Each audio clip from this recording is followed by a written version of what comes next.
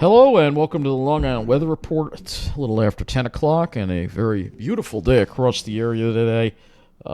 Leave me alone. This is what I hate about Windows. Why do they do that? I don't know if you saw that. They put pop-up ads in your... There's got to be a way to disable that. I have Windows 10. It might even be worse than 11. Which I'm going to be forced to deal with.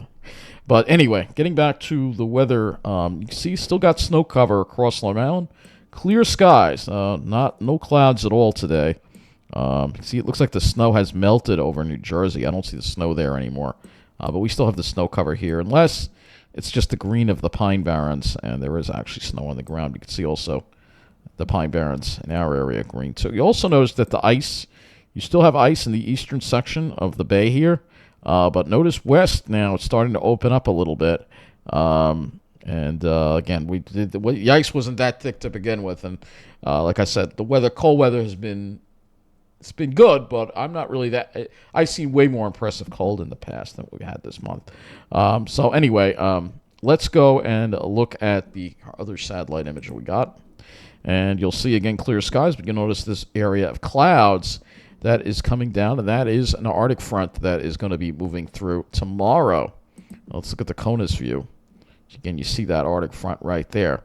And the other thing going on, too, that I actually want to bring up here for a moment before we even let's close the MODIS down a little bit. But this is the MODIS satellite.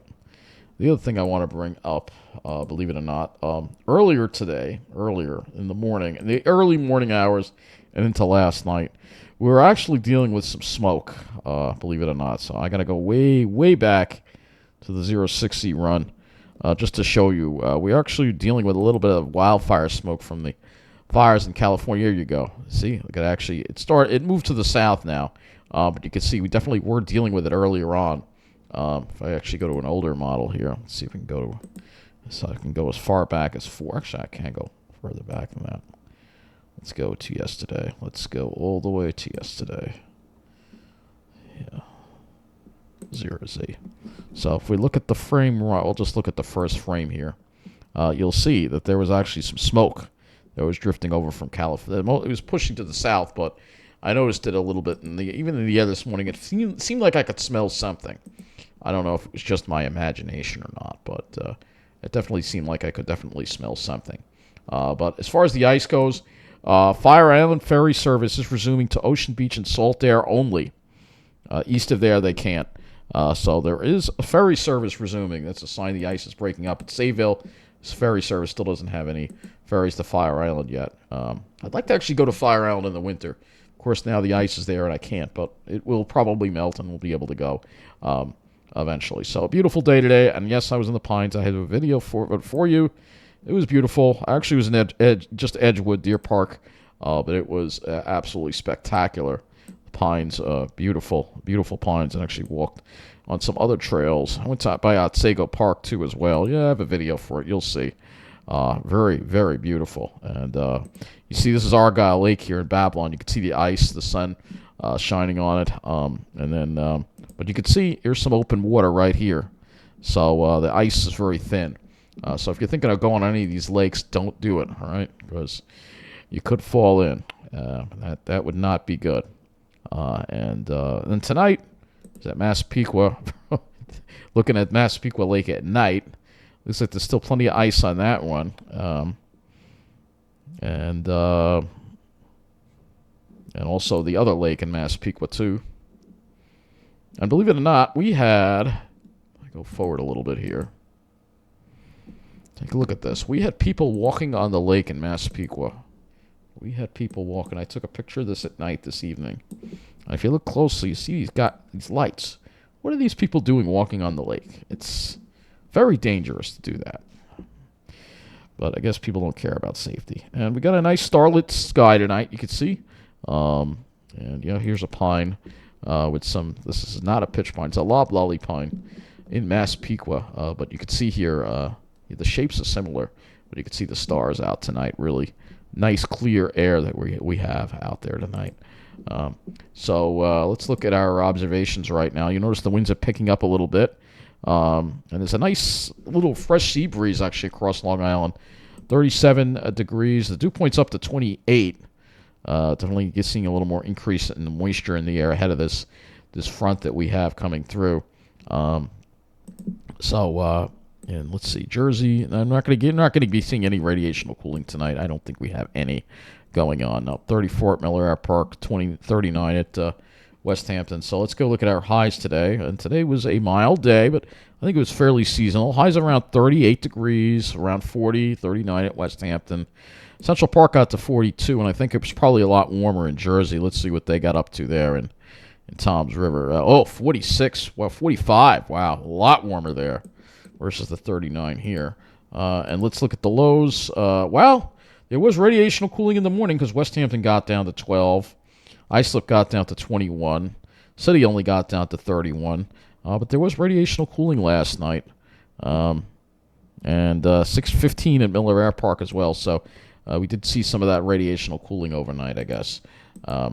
So you'll notice the gale warning that is in effect until 1 p.m. on Tuesday. You can see some wind gusts, actually a 38-mile-an-hour wind gust right now at West Gilgo Beach. It wasn't that windy. The winds picked up later in the evening. That's when the winds really started picking up, and that's when we see more of those winds. So here's that Arctic front that we have here on the map. We go to our surface analysis. You can see, let's go to the current one, and you'll see, again, there's that Arctic front. All right, you have another little stalled frontal boundary over the southeast, which is visible over here on the satellite as well. You can see it. If we look at the radar, you see this is the Arctic front. There are actually some snow showers and snow squalls with it. This is actually the front right here. That is a nice snow squall right there. It's moving through Michigan and into, it looks like north of Quebec City. So it's a nice little snow squall you got there. And we'll have to watch and see what happens with that tomorrow. That feature is quite interesting, I should say. So let's look at our climate statistics for today at Islip, by the way. High of 39 and a low of 22. Right at normal today. So temperatures were absolutely close to average, except the low of 22 being 2 degrees below normal. But pretty much right at normal for the day at Islip. So not at all a bad day at Islip. And I just want to go to the... I'll do that tomorrow night. That's okay. We got to talk about this Arctic front. So let's, we'll just wanted to look at preliminary monthly data as far as temperatures go. We'll do that tomorrow. So anyway, let's look at this Arctic front coming through. There it is, coming down. But it's a glancing blow. You can see the core mainly just goes over northern New England. And then we have this other little clipper that's going to come through on Wednesday, though I think most of the precipitation with that stays to the north. And then we get another little cold blast of air on Thursday. But then we're right back into the return flow and watching, some wet weather for your Friday into your early part of your Saturday now. So it looks like Friday might wind up being a crappy day. So let's go to that'll be our first wet weather day. We haven't had one in a while. And we actually could use it because it's been abnormally dry. Normally only had 0.3. This could be one of the driest January's on record. So let's go to the HRRR right now and look at this Arctic front. As you can see, it kind of just peters out. It just loses all of its energy, and we don't even get a snow shower out of it tomorrow, unfortunately. You'll notice the isobars being close together, so it will be breezy. And then our next system for Wednesday, you can see, kind of skirts to the north of us, and maybe a widely scattered shower. But other than that, not really seeing a whole lot of action here. So, again, not a whole lot of action. The action's going to wait until the end of the week. So let's look at the dew points and wind flow as we head into tomorrow. So this will kind of really show the Arctic front. So you see the west-southwest winds here. And you can see that when the winds went a little more southwesterly, the moisture levels came up a little bit. We have that west wind, and then it becomes a little more westerly by the morning. But the front's still not through yet. We have a westerly wind, and then you can see those isobars. Tomorrow, maybe a little bit on the windy side. We're going to have to look at some of that information. But you'll see by the afternoon, look at these dew point drops, especially across Long Island. So we'll get into that Arctic air. Of course, the core of it goes over Maine. And then it lifts out by the time we get to Wednesday with the next clipper. And then the next clipper comes in and brings in another batch of a brief shot of Arctic air for Thursday. So looking at our temperatures tonight with the wind, we're not going to see much radiational cooling. We're probably going to have a low around freezing, probably 32 degrees. I think maybe that's going to be it. And then for tomorrow, it's going to be colder because we have that Arctic air coming in. Especially across Long Island, I think we're going to only see mid to upper 30s across Long Island. And then tomorrow night, the temperatures drop into the mid 20s, so it'll be chilly. And then Wednesday, we see the temperatures recover back into the 40s, well into the probably low to mid 40s on Wednesday. So it'll be much milder. So it's a little bit of a weather whiplash, you could say. Now, looking at our skies for tomorrow, I think we'll be dealing with some clouds. I'll just click the 17Z run. I think we'll probably be dealing with some. Yeah, we have those two lines touching together, so that Arctic front's probably going to have a lot of clouds. One thing we have not seen at all this year, despite the cold, Virga. Usually, I love seeing that. When you have a cold winter, you always see the Virga. Not seeing it this year, which is why I'm not impressed with the cold we've had this month. It's not really that impressive. It is impressive in the Gulf, but not for us. So let's go to the GFS now, and we'll take you through the rest of the week here. That second batch of Arctic air that comes on in. So there's your first batch, lifts out Wednesday. Second batch comes in Thursday. And another glancing blow. You can see the northwest winds. Another glancing blow, and again, the best of it's going to be over New England. That lifts out, and then Friday we start seeing the precipitation, the next system that could bring us some precipitation. Let's look at our temperatures here. All right, you'll get to see what happens on Thursday. So we mild up, and then weather whiplash. Here we go Thursday. Going to struggle to make it above freezing on Long Island. Jersey probably will make it up to the mid-30s, but Long Island is going to struggle to get above freezing. And then for Friday, you can see we've got this frontal boundary here and a low riding along it. Clearly see on that. And then for the we're not going to talk about the weekend in this, though there will be a little bit of a return more to some colder weather on the weekend, I think, behind that storm. So let's go to the NAM, and we're going to look at that snow squall and see if any of these models hold these snow squalls together. They probably won't, unfortunately. Actually, the NAM. All right, I've got to actually go back a little bit here. So this is tomorrow.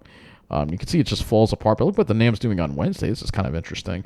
The Arctic front, it could be a couple of snow showers that wind up developing with the Arctic front Wednesday night. So that looks pretty interesting. That's an interesting feature. So, but tomorrow, I don't think we'll see much more than clouds out of it. No snow squalls. You have to go well to the north and west for that.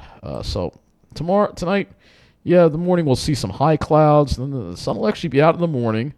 Then the Arctic front comes through probably late morning around noon. There's going to be another batch of clouds with that, and the clouds will dissipate. And then for Wednesday, we have you see some clouds, a little bit of a break, and then some more clouds with the Arctic front later on in the day. And then for Thursday would be our next mostly sunny day, I think. So, and then we'll see more clouds again rolling for Friday with that next system. All right. Speaking of that system, let's go to the GFS now and look at our. We'll do the 24-hour accumulated precip to show you what that system could bring. So here's that system, and you can see it could be a decent amount of rain with this too. It'll be as much as an inch, and we are January. January is winding down, so will it make it in time to actually have us avoid the driest January on record? That is the question at this point. Now, as far as it being snow, as you see on this GFS here, no dice. It's going to be rain because of the warmer air that comes on in. So no snow with this. Again, just the amount of snow we've been seeing in the past number of winters has been really, really ridiculously low. And it looks like, at least according to the GFS, that's what's going to happen. But I want to look at some of the other models and see if any of these other models have any other different ideas here with this system.